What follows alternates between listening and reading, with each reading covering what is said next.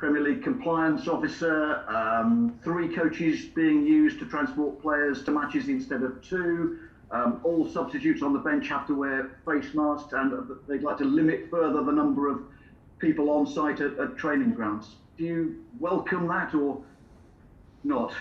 No, I certainly welcome the thought process, because we're in a different situation again, and anything that is taken any measures taken for health and safety, we have to take very seriously, and we do. I think as do all Premier League clubs. There's always a balance. Every training ground looks different. It's important that the Premier League come down and interact at those training grounds to see the facilities, to see how it's been run.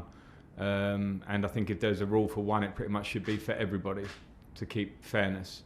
But yeah, things like the things that you've just mentioned, I think are just things that we have to take care with at the moment, and we'll do it as we're told by the Premier League, and we also have responsibility ourselves to do it as well as we can for the players and staff that are clearly in what is an official lockdown, are still coming to work daily and going home to their families. So we have to do everything right. Last one, Ian, please. The latest Premier League figures show 40 positive tests over 2 sets of testing. Were there any positive tests at Chelsea? And do you have any safety concerns about playing Morecambe, who until just a few days ago had their whole squad in isolation? Yeah, not just about playing Morecambe. I'm not going to talk about them necessarily, but I do have concerns because of the current climate. We have had some positives. We haven't had any players positive in the last couple of rounds. We have had small numbers of staff, which because we've been testing so regularly all the time here, I have to say our medical team have been fantastic. Over and beyond what the Premier League are laying down, we test, we take people out, we don't take any risks with anybody, and I think that's only right. Of course, whilst the country is in lockdown for a reason, whilst football carries on, it means there's a lot of mixing going on. That the country is in lockdown for a reason, as I'll repeat. So it's not the norm. We have to be ultra careful. So I'm not completely comfortable, but we have to toe the line. We have to try and keep playing, but safety must come first. And I think this is a real. There are lots of moving parts and things that are changing day by day, week by week, and I think that's just how we have to look at it. Moose. Hi Frank, how are you? Hi, good, thanks, Moose, good. Can I ask you what you made of Sean Dyche's comments yesterday about the vaccine, and maybe to keep football going and to save some money because of testing, that footballers maybe should be bumped up the list in terms of when they get the vaccine? Well, firstly, I think I want to give Sean some credit here, because I think that the way you've said that comment, I saw his comments, could come across very badly. And as I listened to Sean and thought he was pretty clear about it, I think he said it with all the right reasoning. From the point of view, I've just been talking about lockdown happening in the country, but lockdown's not happening in football. So some people say, well, why not, and all these things. Now, if players and staff, we have 85 people in our bubble when you include the young academy players, and as I say, some staff who are of different ages, different healths, different families, different situations.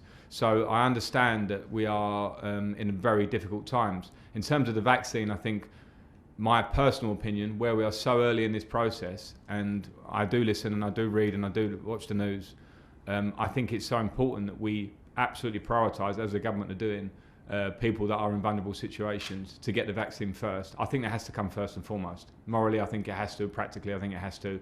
And there may be a time down the line where we look at sports, but I don't think it's that time right now, personally. But I absolutely understand, and I think it's important that people are not scared to stand up and say something which they think. And I think, well, Sean's not that type of person, but I think it's a valuable debate. My opinion is it shouldn't happen now. Can I talk some football with you as well? Yes, please, yeah. Okay, first question. I was at Chelsea 2, Bradford 4 in the FA Cup, which I think is probably one of the biggest shocks I've ever seen personally. And I remember, although you didn't play, you were part of the Chelsea team that lost 1-0 at Barnsley in 2008. So Sunday's not a foregone conclusion, is it, Frank? No, it certainly isn't. And if you remember how that season ended against Bradford for Chelsea when they lost that game, all Chelsea fans do. So no matter form, no matter team, no matter status, the FA Cup has a magic that's been there forever, which means that underdogs will turn up, will try and win, will make things difficult for you. Considering our current form, of course, we have to be even more on guard and worry about ourselves and get ourselves playing well. Because if we play well and we do our job right, then we will win the game, I believe. But we have to respect Morecambe and respect the FA Cup. And one last one from me. I mean, you maybe are under a little bit of pressure because of the results recently. You can decide whether you are or not, rather than me. But in terms of some of your players, like Timo Werner needs a goal. So is your consideration, if I play him against Morecambe, really someone of that calibre should score so he'll get his confidence back? Or is your consideration he maybe needs a rest to get his confidence back, to take him out of the firing line? How many big decisions have you got to make? Well, to be honest, Moose, with a squad of 20 plus, a big squad of players, I have those decisions every week in different ways. So without isolating, you mentioned Timo as an example, but without isolating one player, I'm always thinking of form and fitness and what it means for the group and what it means for the individual, and that's part of my job. So I understand the point. I will take a view with Morecambe. Firstly, can we win the game? First and foremost. Secondly, are there players that need a rest? Are there players that need minutes? Are there players that need confidence? Because confidence has been hit with a difficult patch you've had recently. So I'll kind of try and balance that out through the team, but I'll pick a team to try and win the game. John Southall, 5-1. Thank you. Hi Frank. Hi Frank. Hi John. Hi. Just talking about the confidence of the players, have you noticed a difference at all in them around the training ground? Has their confidence been hit, do you think, by what's happened over the last month or so? I think it's normal that in a difficult time, football relies so much on confidence individually and collectively. And the easy times are when confidence is flowing. 16 games unbeaten, coming out of Leeds, everyone is fine, everyone is happy, people move the ball well, pressure doesn't affect them on the pitch, they receive it and move it well. And it doesn't take long sometimes for that to change. That's top level football. So I'm not surprised to see some moments like that in game, in training. And of course, then players become, they need a lift. That's my job, that's the staff's job, that's their job, because there's only way out of a dip in confidence, and that's to work hard. I don't know any other way out of a lack of confidence than to sprint your way out of it and fight your way out of it, because those are the rules of football. So you shouldn't be in this game unless you understand those moments come, and the players know that. I've been very clear with them on that, and that's where our challenge is. And just 2 points on that. Does it make your job harder? Because obviously when you're winning, it's presumably easier to keep everybody happy, but when you're not, maybe not so easy. And how does it affect you? Are you a kind of person who can just put the pressure to one side and kind of ignore it, or does it get to you as well? I think on the first point, when you have a squad as big as we do, it means I probably have more non-starters than I have starters every game in our squad, and it's only human nature that players find that tough. I found it tough when I didn't play. When you have so many, it means that you're asking probably for something a bit impossible if you ask for them to have a happy face and give everything every day and work through the week and not turn up for the business end. I think anyone in any job would say the same. You wouldn't turn up if you did your research all week and then someone took this interview away from you or a piece, or you didn't go to the game. I think that's really normal. So that's always a challenge, and I think in difficult times those challenges are always heightened for me and for the players. So that's something that we need to, if there is a little bit of edge around those times, good. Let there be edge. Let people show that they deserve to be in the team, train the right way, act the right way, and get in the team and stay in the team. So that's part and parcel of having a squad. In terms of myself, I have to say I came into this job to expecting pressure, and I have to say that my personality means that I'm weirdly quite strange. Probably you probably have to be to do this job at times, but when things are going well, I put more pressure on myself because I don't like things going well, because I worry what's around the corner. I worried about complacency. With the unbeaten run, I was constantly under pressure myself about people telling me how great we were. Now I find this more challenging in a good way in terms of my job, because I can find out more about myself.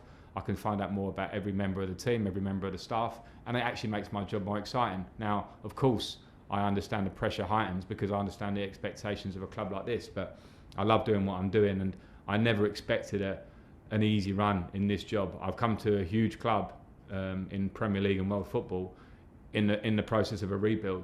That was never going to be an easy run, so I have to expect these situations. Okay, last two in this section, Nick Jewell and then Desire to finish. Nick. Frank, you say about that, that it's you find it more exciting. If you can sort of project that energy to your players, that will help as well, won't it, to sort of carry through a difficult time. And just on Andreas's injury, good news then if it's not a serious one, because obviously, and also he got perhaps a little bit of unfair stick, did he, for the, because am I right in thinking that the injury was from the challenge again in the Villa game, and he obviously did have an injury. He wasn't just staying down for the sake of it or anything like that. Yeah, I'll put that right straight away. The injury was absolutely from that moment in the Villa game, and it was probably typical modern day reactions where Andreas takes stick. He's been out, he's injured. The injury isn't too bad, which is the good news for him. So he'll be back training with us tomorrow. And then the first part of the question, I mean, yeah, it's my job to be like that. I have experience of. I don't think there was a season that I played at this club, for all the success we had over the years, where we didn't have difficult moments and meetings and a defeat or a double defeat or whatever, a run of patch, a bad month, a bad period. It's part and parcel of being a player. So I'm the first one that has to be positive and get excited about losing games is the biggest chance to improve in football. So it's the biggest chance to get better. And when you're a squad that's growing and young and new and players that are coming in, those are the moments that test them and make them better players. I can't sit here and say I have absolute belief that Kai Havertz and Timo Werner and Christian Pulisic are going to be top level players as they reach and arrive in their prime of their careers. If I say that it's going to be an easy run from them, it's impossible in football. So I have to be the one that states that to them, keeps their chin up, keeps them working, understand the reactions needed in tough moments. And then the rest is down to them, because players will always be the ones that get you out of those moments. They have to go and perform. Last question is on. Hi Frank, am I right in thinking there's 5 academy players who've sort of stepped up into the bubble? I just wanted to talk about them really and see what they've brought to training and what excites you about about them and their abilities and the potential for them to play. Maybe going through each one who's been called up. Yeah, I mean, we've called up